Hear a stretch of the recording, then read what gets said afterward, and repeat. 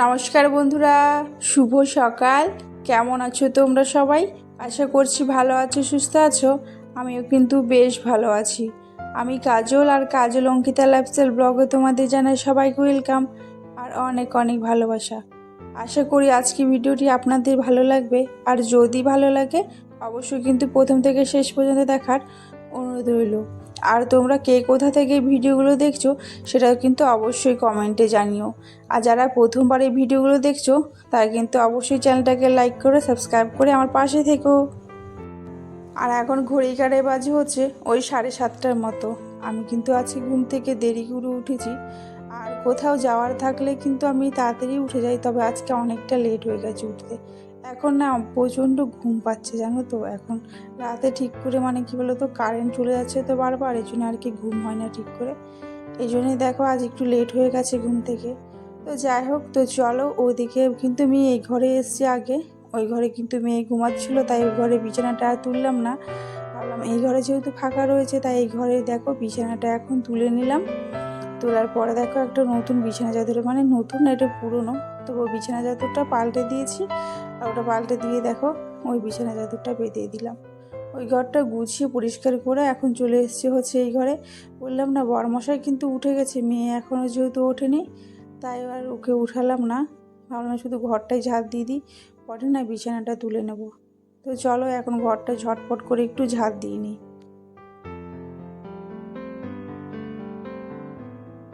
আর আজকে কিন্তু আবার রান্নার কোনো দায়িত্ব নেই বলতে পারো, রান্না করব না।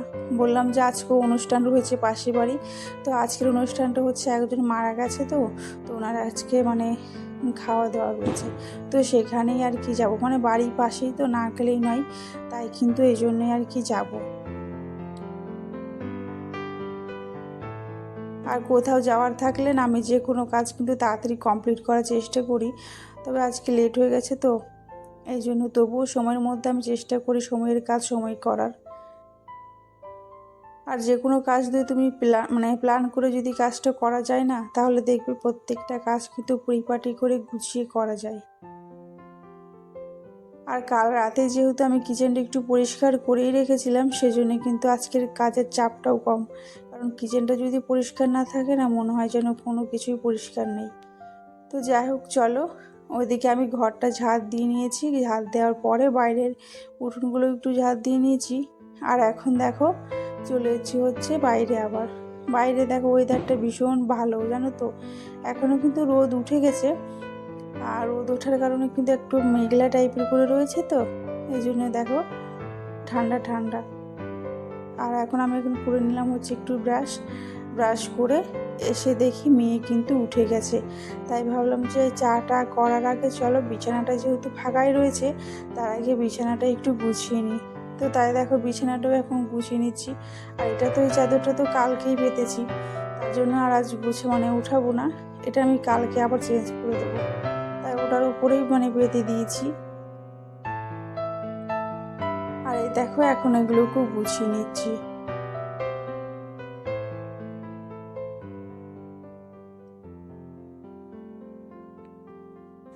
আর আমি এখন থেকে রোজ চেষ্টা করছি রোজকার ভিডিও রোজ দেওয়ার। তোমরা কিন্তু অবশ্যই ভিডিওগুলো দেখো, আর দেখে অবশ্যই তোমরা কমেন্টে জানিও যে কেমন লাগলো।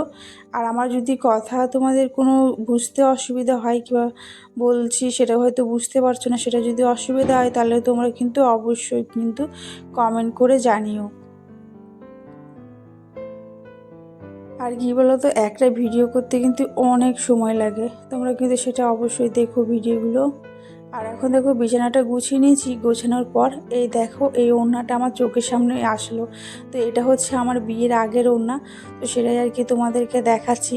আর ওড়নাটা নেওয়ার কারণ উদ্দেশ্য হলো, এই দেখো তিনটে যে ফল রয়েছে না, ওই ফলটার জন্য। তবে তিনটে ছিঁড়ে গেছে আর তিনটেই রয়েছে, তো এটার জন্য কিন্তু আমি ওড়নাটা নিয়েছিলাম। আর এই ওড়নাটার বয়স হচ্ছে ওই 9 বছরের মতো হয়ে গেছে। জিনিস যদি তুমি যত্ন করে রাখো, সেটা তোমার কাছে 15-16 বছরও থেকে যাবে। আর আমি যখন 12 ক্লাসে যখন পড়তাম, তখন কিন্তু এই ওড়নাটা আমি কিনেছিলাম, আমার এক বান্ধবী আর আমি গিয়ে। তবে সেই ওড়নাটা রয়েই গেছে, আর আমার ভীষণ ভালো লাগে ওড়নাটা। আমি এটা এত যত্ন করে রেখেছি, এটা হচ্ছে আমার মেয়েও নিতে পারবে। তো যাই হোক, তো তোমাদেরকে হয়তো কাছ থেকে দেখাতে পারলাম না, তবে আমি যেদিনকে নেব সেদিন তোমাদের অবশ্যই দেখাবো। আর ওড়নাটা ভীষণ সফট আর ভীষণ ভালো।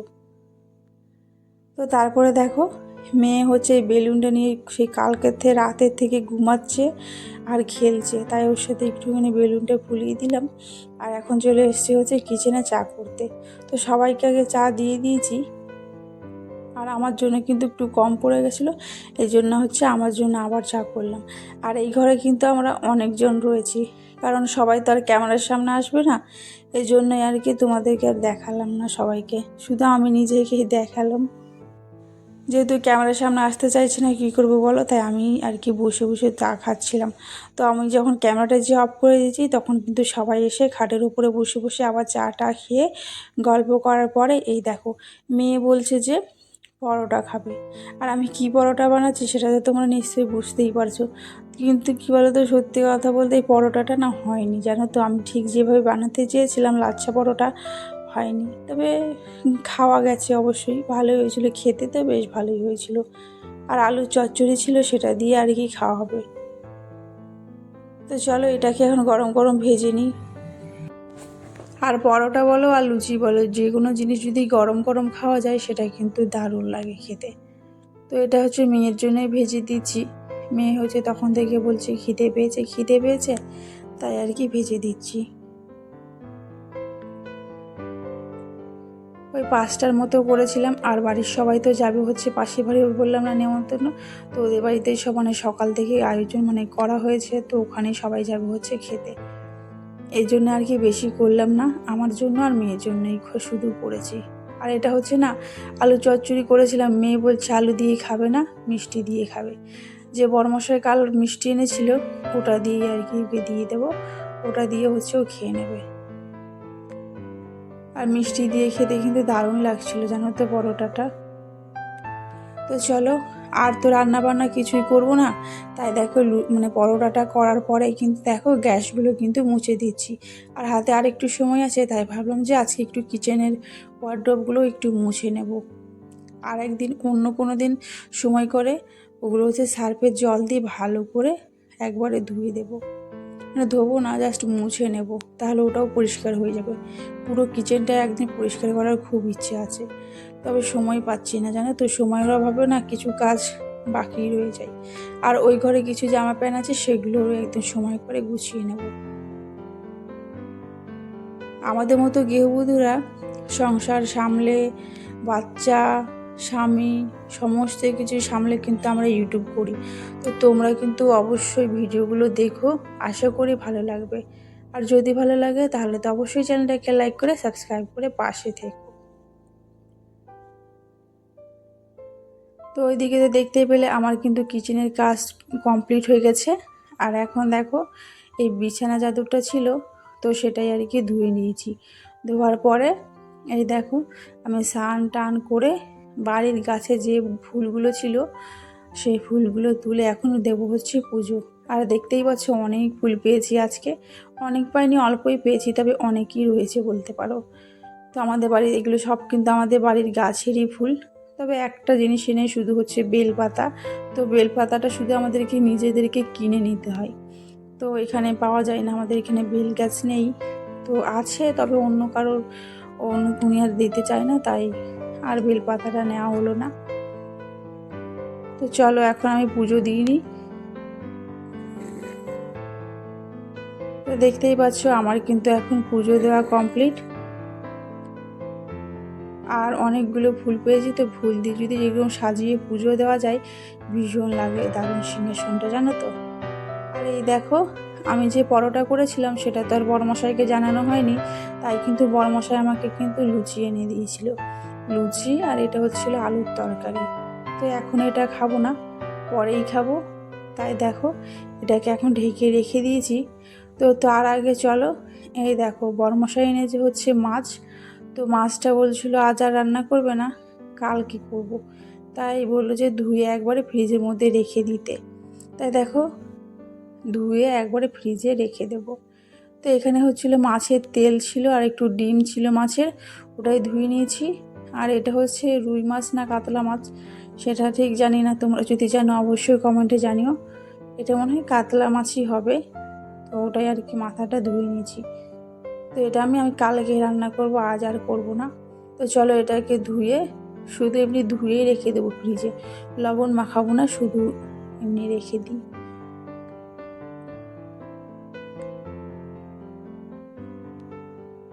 তো তারপরে মাছটা কিন্তু ফ্রিজে রেখে দিয়েছিলাম, রাখার পরে এই দেখো আমি এখন হয়ে গেছে একটু রেডি। আর আমি না আমার সাদা রঙের শাড়িটা খুঁজেই পাচ্ছিলাম না যে কোথায় রেখেছি, তাই কিন্তু এই নীল রঙের শাড়িটাই পরে নিয়েছি। তো চলো এখন যাব হচ্ছে সবাই মিলে, আর এখন বেজে গেছে ওই 1:30টার মতো। তো সবাই চলেও এসছে, সবাই একসাথে গিয়ে খেয়ে দিয়ে চলে আসবো।